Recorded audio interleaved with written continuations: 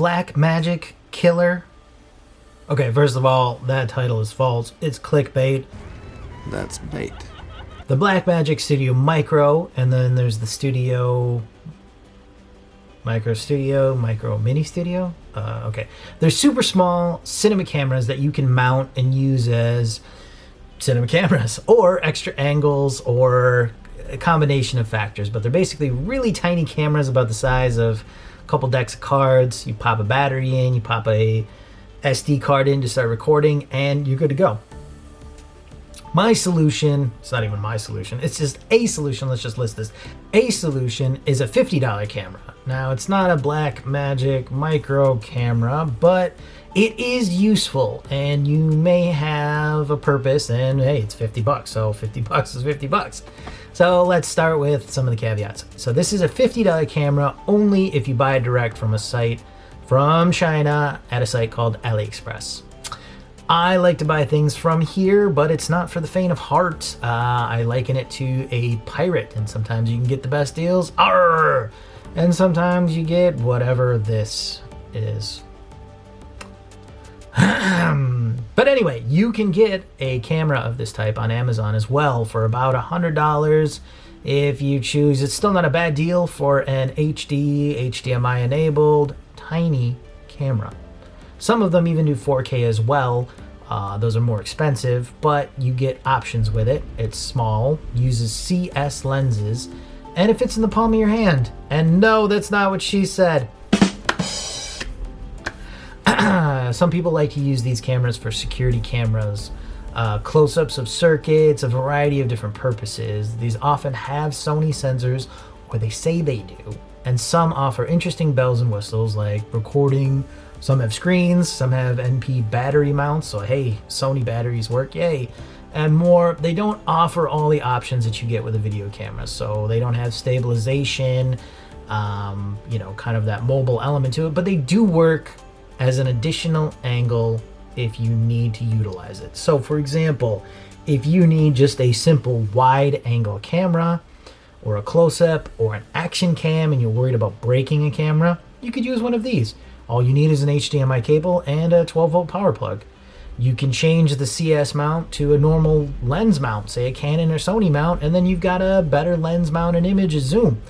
They're small enough that you can mount them to a pan tilt device or a PTZ module, and you have control of it. You can do pan tilt, not zoom, but at least pan tilt, and you have control of that for an interesting look. There's a bunch of different options for the CS mount lenses. You can get better ones. Some are actually pretty good for a tiny little lens. Impressive for bokeh and all other things. So, it's actually quite a useful device. Now, does this kill the Blackmagic? Absolutely not. It's not as good as the Blackmagic. You're not going to get the quality nor the codec. You get a decent quality angle, however. So, could you use this as a small mobile cinema camera? Yes, but you're lacking in certain things. You got to rig it up. It looks kind of crazy. I don't know if the Blackmagic off the top of my head offers stabilization. I don't think it does because my 6K doesn't offer very good stabilization. But that does bring me to another camera that I'm going to talk about, which is a modded GoPro camera.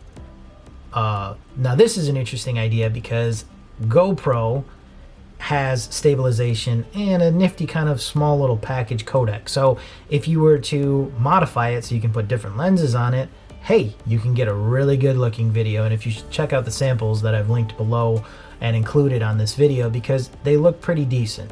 Now the problem is that a modded Blackmagic will cost you almost the same amount as the Blackmagic micros and cinema cameras, and it kind of defeats the purpose of a $50 camera. The whole point of a $50 camera is it's $50. You get an extra camera angle, bring it into your system for 50 bucks. Hey, that's great. You need 2 or 3. You don't care if they get broken or not because you can utilize them, and you've got something that you can go to as a C, D, E roll shot should your first couple of cameras need something interesting. Put one high up, get an overview, use it for a couple different things, and you've got a great looking camera angle that's good enough. It's not great. It's not going to take the place of your main cameras. It's not a PTZ camera.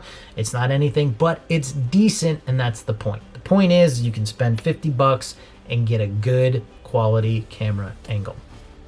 I'm not advocating for any of these cameras. Get what you need to solve the problem. That's what we're talking about. Streaming solutions. It's in the name, people. Streaming solutions.